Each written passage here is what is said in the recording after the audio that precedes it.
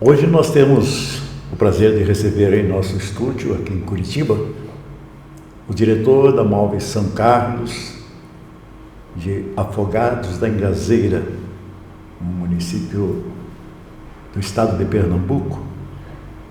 E enquanto cumprimento você, já faço a primeira pergunta: como é ser empresário em Pernambuco? Bom, primeiro uma satisfação, né? O Ari é um amigo de longa data, não só meu, mas da minha família, né? O meu tio, meu pai, que sempre há mais de 40 anos, né, investe no segmento. E estar aqui em Curitiba, estar aqui presente, conhecendo a sede da Móveis de Valor é sempre muito agradável, né? Uma cidade espetacular que a gente tem muito orgulho de sempre que tem a oportunidade de visitar. E empreender em Pernambuco é sempre uma satisfação, né? Pernambuco é um estado muito rico, uma das referências aí do Nordeste, né? Nossa região nordestina cada vez mais conseguindo galgar posições econômicas melhores, né? Então a gente está nessa evolução e sempre esperando e trabalhando na realidade para que a gente melhore as condições e o desenvolvimento da nossa região, né? Empreender lá, penso que é muito parecido com outras regiões também no Brasil, né? A gente tem sempre um desafio de estar procurando e fomentando e trabalhando as pessoas. A gente tem muito uma cultura de ser empresa-escola, né? Já que a gente não tem tanto investimento em escolas técnicas. Já teve, inclusive, no passado. O meu tio e o meu pai, fundadores, eles vieram de escolas técnicas de marcenaria na sua juventude. Infelizmente, é chamada as escolas de arte, né? Infelizmente, elas foram fechadas há muito tempo atrás, mas o que é um lado, uma fraqueza, talvez também seja uma força, porque a gente também consegue formar o colaborador, o funcionário, muito impregnando a cultura da nossa empresa. Então também não vem com alguns vícios tal, e com algumas questões que pudessem dificultar nosso trabalho, né? Temos também uma concorrência assim, em termos de colaboradores, né? Em termos de colegas lá, que é uma dificuldade do Sul, do Sudeste. Muitas empresas que às vezes para poucos funcionários, né? Lá a gente tem abro uma seleção, aparecem muitos currículos. Uma situação que pelo que eu escuto do pessoal aqui do Sul, já tem uma dificuldade bem maior, né? Pelo fato de ter menos empresas lá. Então isso é um ponto positivo. E empreender, a gente tem que estar sempre atento ao mercado, sempre inovando, sempre buscando melhorias. E em relação à exportação, pelo fato de que o Nordeste está muito mais perto, né, da saída do Brasil aí para os Estados Unidos ou para outras regiões, pensa nisso? É uma baita de uma oportunidade que a gente tem, na realidade. É um mercado que, por nós, é pouco explorado. Apesar de a gente estar, né, com uma proximidade muito boa ali da América Central, América do Norte agora está mais difícil, mas da própria Europa e África, algumas regiões a gente tem uma proximidade também. Então eu vejo como uma oportunidade assim que realmente a gente precisa amadurecer mais, né? O Nordeste ele exporta, mas tem que realmente desenvolver. O maior parceiro, por exemplo, o maior parceiro econômico internacional de Pernambuco é a Argentina, né? Já há algum tempo. Então você vê que a gente precisa realmente olhar para esse canal de vendas, que é uma baita de uma oportunidade. A gente tem uma exportação muito grande lá hoje, mas por uma empresa do Sul, que é a Tramontina, que tem 2 unidades fabris lá em Pernambuco, e é o nosso maior case atual. Mas realmente assim, a gente tem amadurecido, temos participado do Brazilian Furniture, né? Tem aí uns 10 meses que a nossa empresa entrou, já participamos de 3 rodadas de negócio, a última agora aqui no Congresso Moveleiro Nacional. E é uma jornada que a gente está percorrendo e se deliciando com ela, porque tem muito aprendizado, né? Cada país tem a sua cultura, tem a sua forma de trabalhar. E vendas é relacionamento, então esse pessoal está começando a nos ver. Né? É uma questão muito embrionária que a gente vai realmente criando uma afinidade e uma confiança para que consiga começar a realizar de fato essas comercializações. Outro aspecto de comercialização é e-commerce. O que o e-commerce representa para a tua empresa, por exemplo? Então, o e-commerce de imóveis no Nordeste tem alguns desafios, né? A questão logística na realidade, o grande calcanhar de Aquiles, porque nós temos, por exemplo, em São Paulo, a gente tem um consumo de São Paulo, só que espalhado em 9 estados, numa região geograficamente muito maior, né? O que dificulta um pouco esse canal de vendas lá. Não que não existe, lógico, vende muito, né? Mas a gente vê que até alguns players que foram montar alguns centros de distribuições por lá, andaram fechando tudo, porque eles estão acostumados com essa pujança que é o e-commerce no Sudeste e no Sul, e quando vão para lá, realmente a gente vê que tem uma dificuldade maior, né? A São Carlos a gente está trabalhando no mercado mais tradicional do lojista, o lojista que tem seu e-commerce, tudo, mas a gente também busca estar sempre atento ao Direct-to-C, né, o Direct-to-Consumer, que está cada vez mais, a indústria 4.0 vem acelerando muito esse movimento, então vamos ver como é que vai se desenrolar. A gente tem algumas estratégias que estão em andamento, que no futuro a gente pretende avançar mais. Uma questão que sempre passa pela minha cabeça é quanto os governos, no caso o governo estadual de Pernambuco, tem uma simetria entre a indústria local e aquela que vai se estabelecer. Normalmente isso é uma característica, uma cultura brasileira. Atrair sempre se sinaliza com mais benefícios e se esquece dos locais. E aí você cria uma assimetria, quer dizer, privilegia os de fora em detrimento dos de casa. Isso acontece lá? Olha, isso é um hábito, acho que, do ser humano milenar, né? Tem aquela famosa máxima que nem Jesus agradou na sua própria terra, né? Então, é normal, assim, às vezes, da cultura das regiões, às vezes, não valorizar o empresário local, porque ele já está lá instalado, já está garantido, né? Tem uma certa garantia. Então, a gente vê realmente, quando vem empresas de fora, ganha-se terrenos, uma infraestrutura ao redor que facilita muito, né?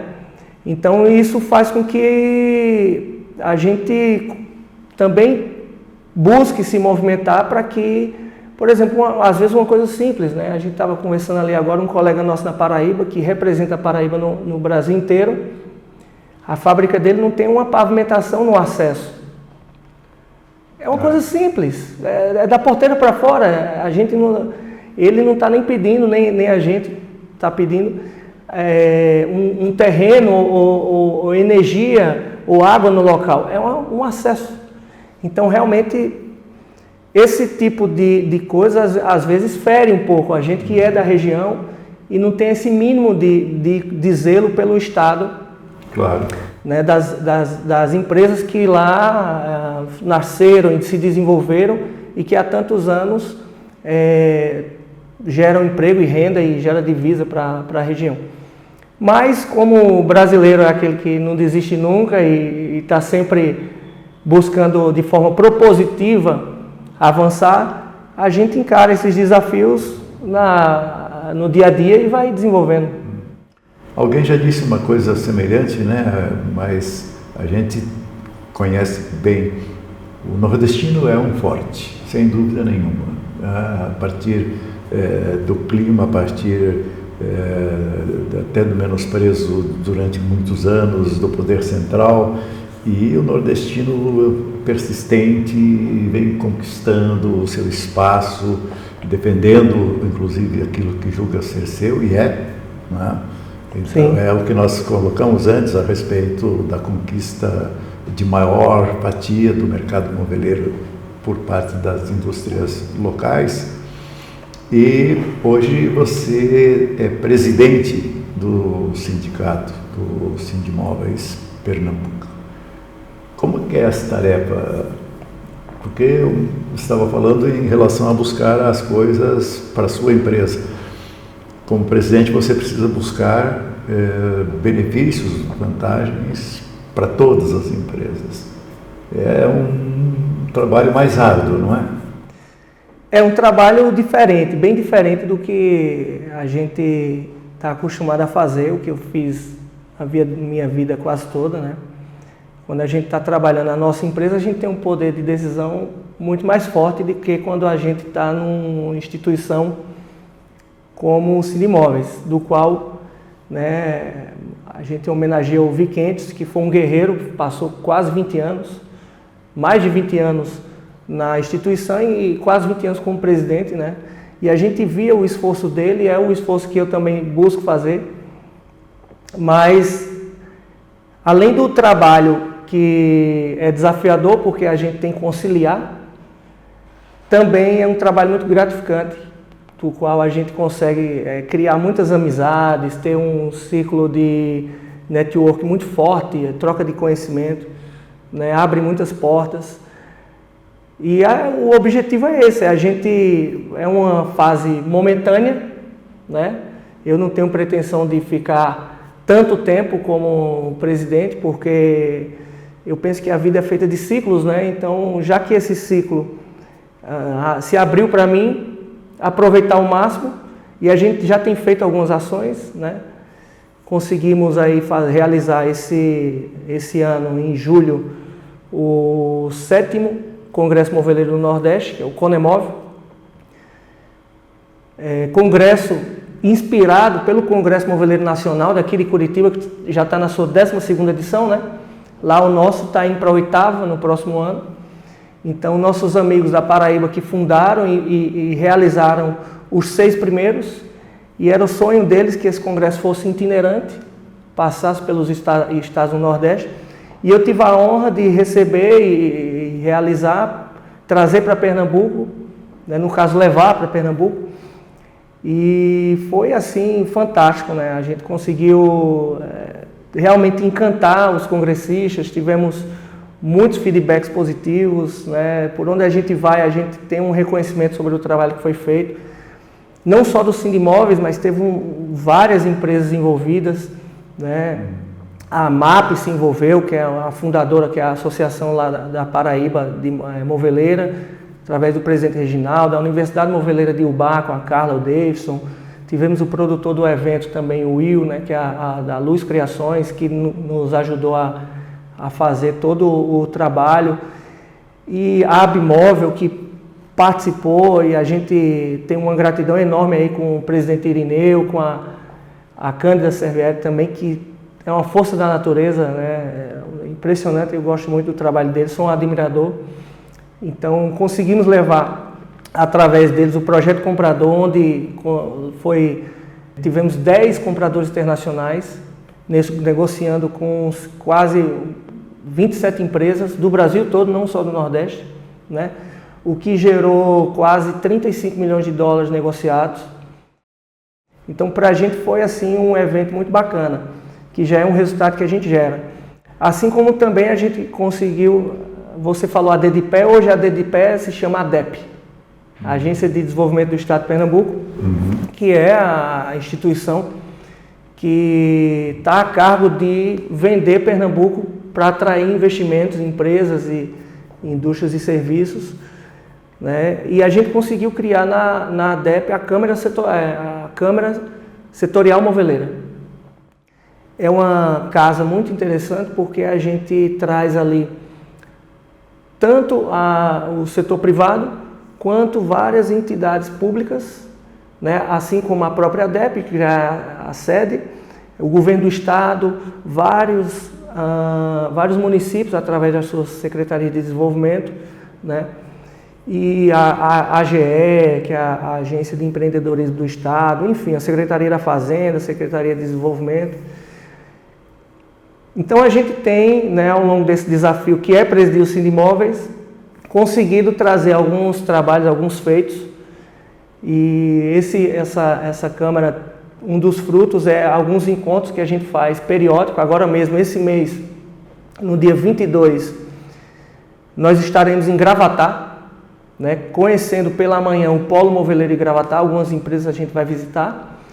E à tarde nós vamos ter a abertura, né, com o prefeito da cidade, e também teremos a presença do diretor executivo sênior de Marketplace da Magazine Luiza, né, o Ricardo, vai lá conversar com a gente, fazer uma palestra bacana para o nosso segmento, assim como também teremos uma palestra do Davi Cavalcante, que é um tributarista, um colega nosso que vai falar um pouco sobre essa reforma tributária, né, essa mudança da regra do jogo aí que vai acontecer durante os próximos anos. A gente sabe que vai impactar muito os negócios e o mercado, então a gente precisa realmente começar a se aprofundar cada vez mais.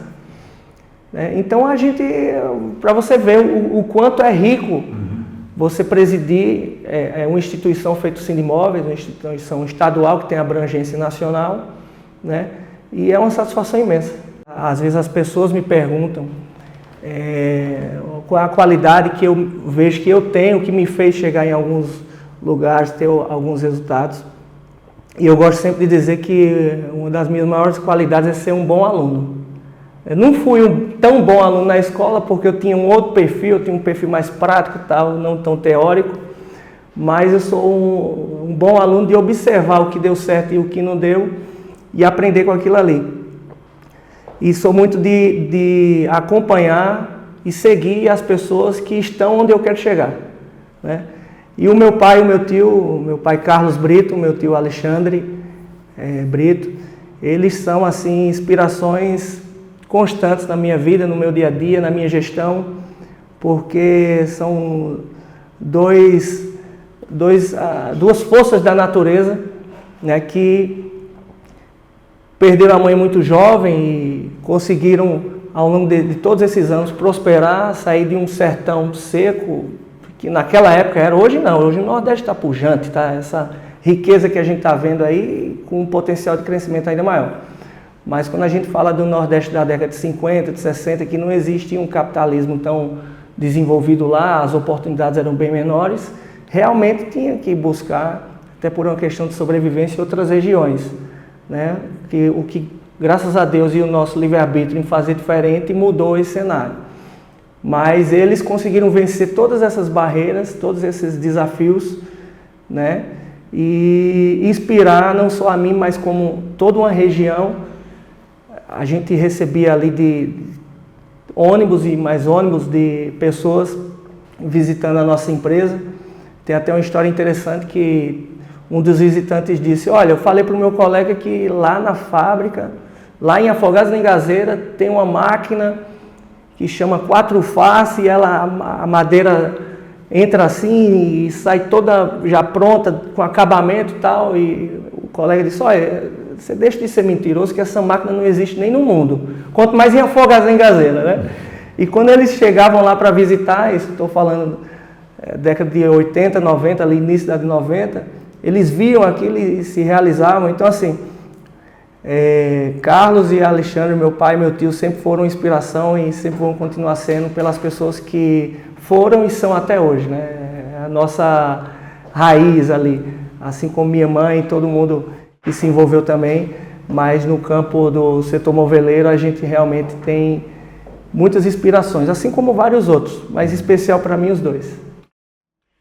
Eu estava falando do Conemove e aliás, você falou também sobre a homenagem que o sindicato está prestando, né, ao saudoso Vicente Cacaques. E para nós foi uma honra receber esse troféu, que é uma cadeira cangaço, que foi desenvolvida por um designer colombiano. Jorge Montana, né? Jorge Montana. E que levou o nome de Pernambuco, e essa referência ao cangaço levou isso, inclusive, para Milão, na feira, no salão do móvel de Milão, o salão mais importante do mundo. Deixa eu te perguntar alguma coisa que você queira ainda destacar. Então, primeiro eu quero dizer que a premiação foi mais que merecida para vocês, porque vocês realmente têm serviços prestados em Pernambuco, no Nordeste, né? Então foi natural que existisse. E agradecer pela recepção, né? E a gente tem sempre uma satisfação de ter a Móveis de Valor, de ter o Ari, de ter a Inalva como parceiros, assim como outros colegas também. E estamos à disposição para evoluir esse mercado apaixonante que é o setor moveleiro do Brasil. Obrigado. Obrigado, Ari.